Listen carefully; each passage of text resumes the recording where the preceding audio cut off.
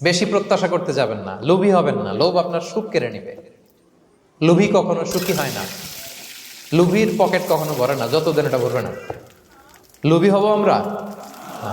অতিরিক্ত প্রত্যাশা করব না, অল্প প্রত্যাশা করবো। I am not talking about the goal. Goal should be bigger and higher, but I am talking about expectation.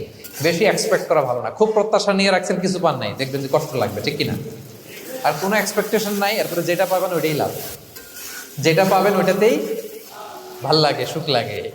এই জন্য এক্সপেকটেশন যেন বড় না হয়। বেশি খাই যেন না করি। হ্যাঁ, কালকে কি খাবো, পরশু, আগামী সপ্তাহে আমার মেয়ের কি হবে, ছেলের কি হবে, ওদের ভবিষ্যৎ, গাড়ি বাড়ি নাই, এই যে অস্থির। এরকম আসলে নাই। আজকের জন্য বাঁচুন, আজকের জন্য বাঁচুন, কারণ আগামীকালের তো জন্মই হয় না।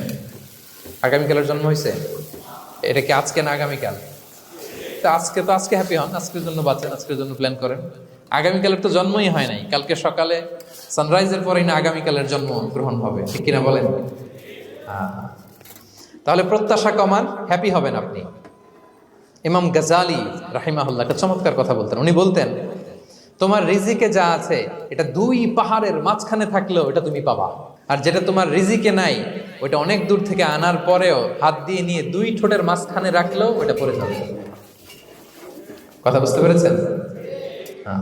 আপনি মাঝে মাঝে অ্যানিমেল কিংডম অথবা জিওগ্রাফিক্যাল চ্যানেলে দেখবেন যে বক মাছ শিকার করে কিভাবে অনেকক্ষণ লুকিয়ে থাকে, হুট করে একটা মাছ ধরে, ধরার পরে মাছটা বাঁচার জন্য ছোটাছুটি করে, বকটাও কামড় দিয়ে এমনি ধরে অমনি ধরে, পরে যায় আবার ধরে, আবার